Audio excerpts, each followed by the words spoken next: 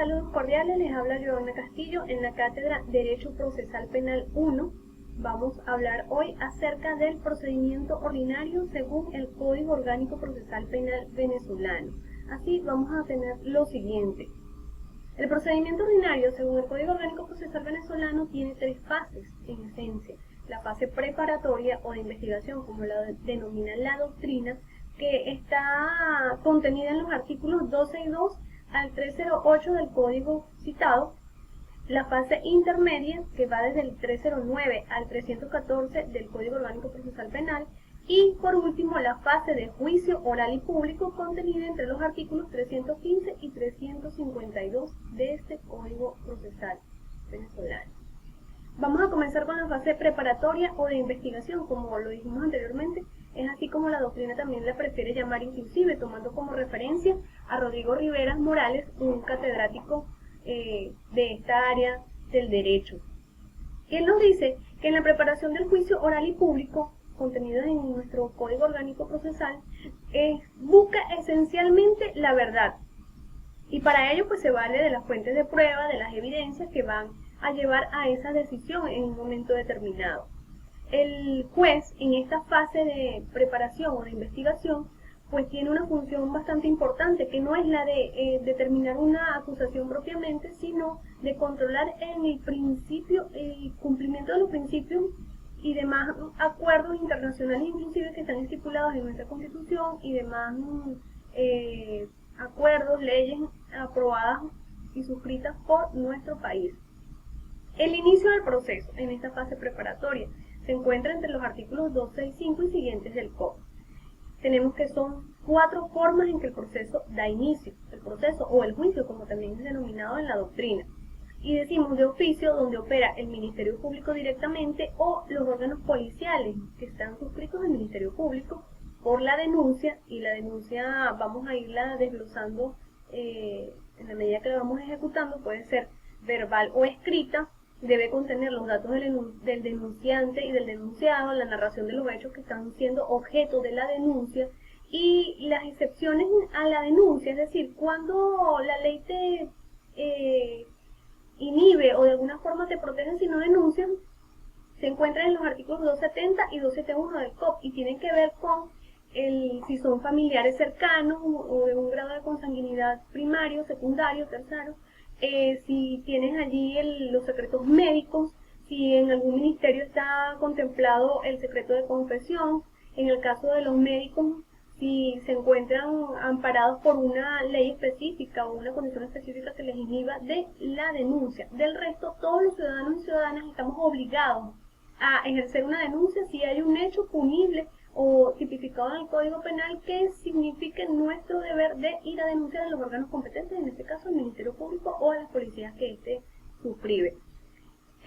La desestimación de la denuncia, vamos a indicar que tiene que estar motivada por el juez de control en este caso y se citan unos casos. La ausencia del carácter penal de los hechos que se están denunciando, la existencia de algún obstáculo legal para el ejercicio de la denuncia, la prescripción de la acción, es decir, se venció el plazo de realizar todos los diferentes trámites. ¿Y qué efectos tiene esta desestimación? Están en el artículo 284 del COP y nos dice que cuando hay un obstáculo legal se debe demostrar al juez que ese obstáculo se subsanó y la declaración con lugar pues tiene que ver con que la víctima deba también activarla o el mismo fiscal inclusive. Está el otro inicio del proceso por medio de la imputación pública y también por la querella, que esta, a diferencia de la denuncia, pues debe ser escrita ante el juez de control y también le corresponden unos requisitos de forma y de fondo. Siguiendo con el tema de lo que es esta primera fase preliminar o de investigación, tenemos el desarrollo de la investigación en los artículos 285 y siguientes del COP. Aquí tenemos que la formalidad de las diligencias deben estar expresadas en un acta que está firmada por los participantes y el funcionario del Ministerio Público que lleve a cabo el procedimiento. Todos los actos de la investigación pues serán reservados a terceros. Esto quiere decir que tendrán acceso a ellas única y exclusivamente los sujetos procesales en cuestión que el juez de control autorice para ello. El Ministerio Público se ratifica como el ente rector de la investigación penal y por lo tanto es a él a quien se le deben dirigir todas las diligencias que correspondan A través de él también se va a decidir si es conveniente o no la presencia de de las partes procesales, es decir, víctima, imputado y su representante, para esclarecer los hechos que se están controversiando allí.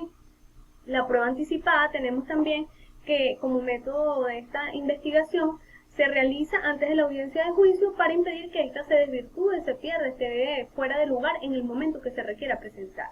Las actas se entregan al Ministerio Público, los sujetos procesales pueden obtener copia de ellas.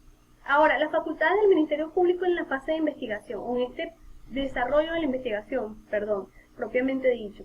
Hay que decir que él exige la información a cualquier particular o funcionario público que lo requiera, solicita data a las empresas de telecomunicaciones estatales, nacionales, así como a las entidades financieras que deban por algún momento dar información que sea importante para el proceso que se esté incurriendo.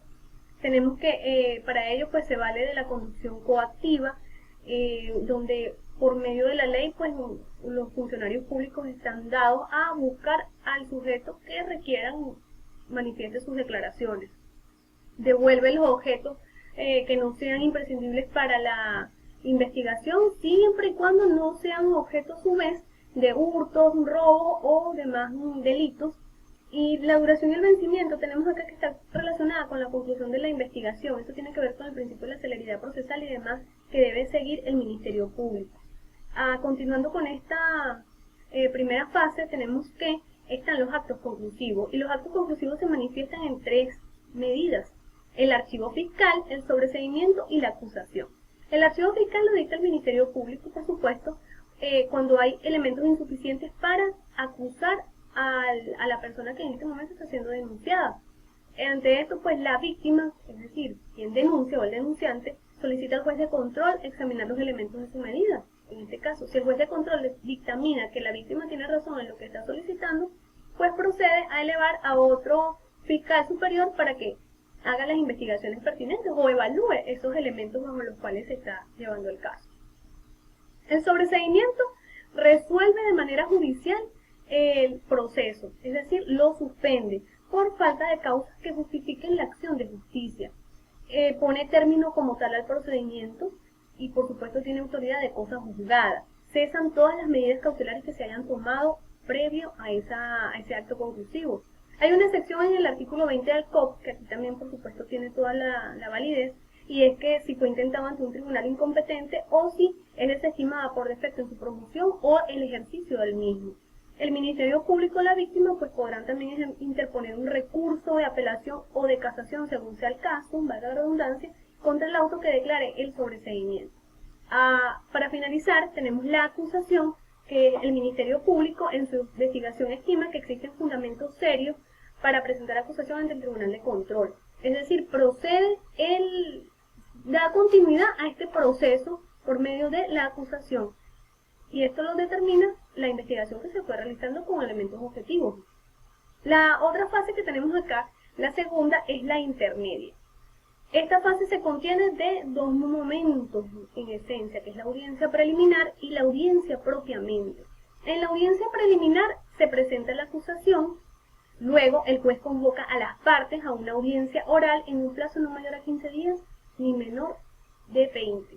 Esto es preliminar a la audiencia. Tiene como fin, y esto es bastante importante considerarlo, que va a ir limpiando ese proceso, en los procedimientos, todo lo que tenga el juez allí para ir dirimiendo sobre la cuestión controversial, y tenemos que se depura el procedimiento, controla las garantías y derechos fundamentales consagrados en la Constitución, como lo decíamos antes en los tratados internacionales suscritos en materia de derechos humanos en estos casos, comunica al imputado la acusación interpuesta en su contra. Notamos que se sigue llamando imputado a la persona denunciada, o de alguna forma que es parte acusada en este caso.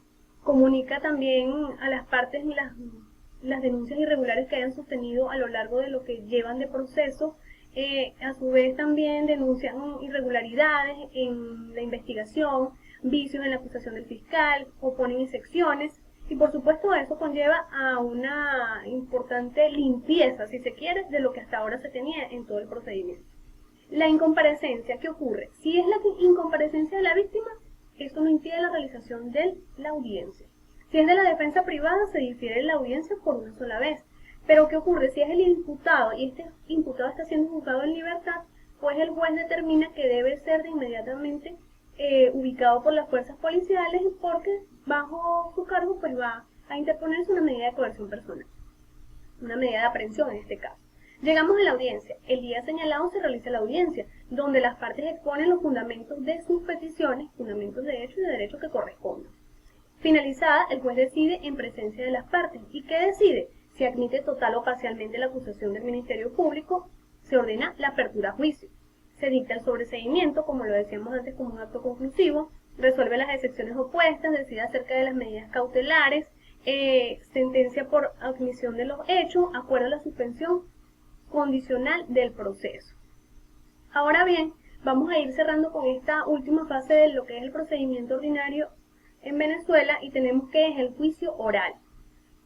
Este se realiza con presencia ininterrumpida del juez y las partes bajo unos principios constitucionales y también consagrados en el Código Orgánico Procesal Penal. ¿Cuáles son estos principios? El de oralidad, el de inmediación, el principio de publicidad, de concentración, el principio de justificación y el principio de contradicción. Ahora, esta comienza a su vez, luego de los principios tenemos lo que es la sustanciación del juicio. Inicialmente la preparación del debate. Para eso el juez indudablemente señala las fechas para celebrar la audiencia de juicio, no antes de 10 ni después de 15 días hábiles desde la recepción de las actuaciones. Y por supuesto es una facultad del juez convocar a las partes y seguir todo el protocolo y el formalismo que requiere la ley. Las partes pueden allí en esa audiencia de juicio promover nuevas pruebas, estas que salieron o que surgieron luego de la audiencia preliminar.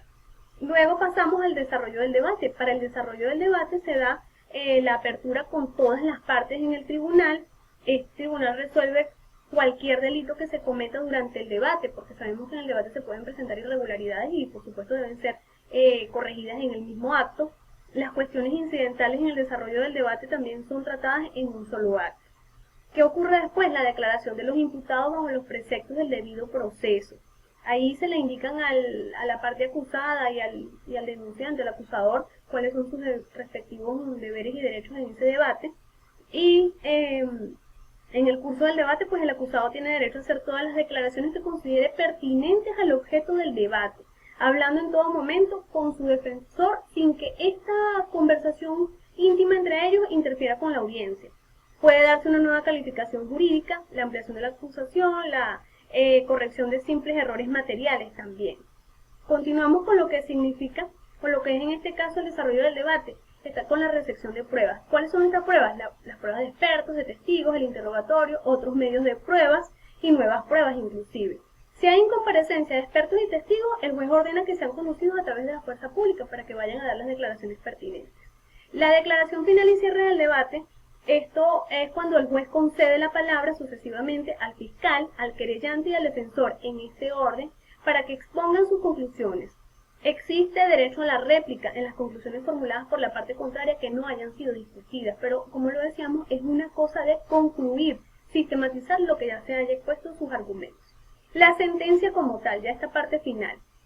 Cerrado el debate, el juez elabora la sentencia, convoca a las partes el mismo día y les impone el dispositivo del fallo, que luego, hay que decirlo, debe ser congruente con la acusación, no te pueden sentenciar por algo que no esté siendo acusado.